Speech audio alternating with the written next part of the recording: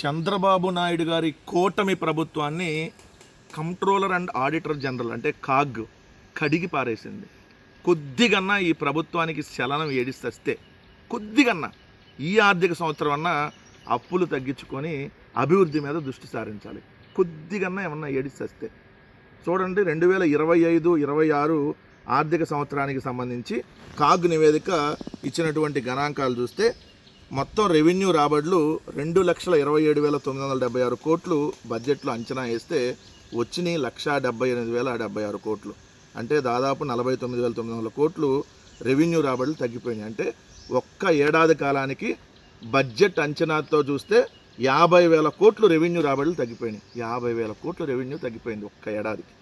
మొత్తంగా పన్ను రాబడి 1,66,573 కోట్లు అయితే అంచనా 1,42,926 కోట్లు మాత్రమే వచ్చినాయి. అంటే 23,647 కోట్లు తగ్గినాయి. అలానే చూస్తే పన్నుల రాబడిలో అమ్మకం పన్ను రాబడి 2023-24లో జగన్ గారు ముఖ్యమంత్రిగా ఉన్నప్పుడు 18,475 కోట్లు అయితే అది పెరగాల్సింది పోయి తగ్గింది. ఇప్పుడు 664 కోట్లు తగ్గింది.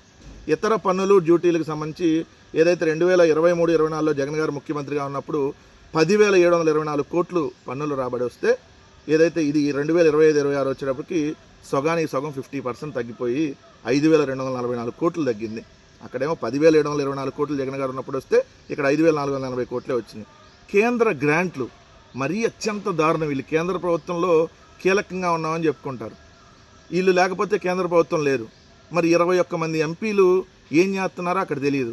ఇక్కడ కేంద్రం గ్రాంటులు చూడండి, జగన్మోహన్ రెడ్డి గారు ముఖ్యమంత్రిగా ఉన్నప్పుడు 2023-24లో 34,698 కోట్లు వస్తే అంటే దాదాపు 35,000 కోట్ల దగ్గర ఈ సంవత్సరం వచ్చింది కేవలం 20,322 కోట్లు.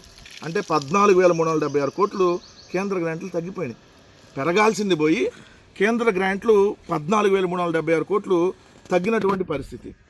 మరి ఆస్తుల కల్పన ఏం చూస్తే బడ్జెట్ అంచనానేమో 40,635 కోట్లు పెట్టారు. ఇక్కడ వాస్తవంగా ఖర్చు చేసింది 26,864 కోట్లు. అంటే అది కూడా 13,770 కోట్లు ఆస్తుల కల్పన తగ్గింది బడ్జెట్లో పెట్టిన దానికంటే. వాస్తవంగా మొత్తంగా అప్పు తీసుకొని చూస్తే ఏదైతే 23 నెలల కాలంలో చంద్రబాబు నాయుడు సర్కారు చేసినటువంటి అప్పు అక్షరాల 3,62,855 కోట్లు.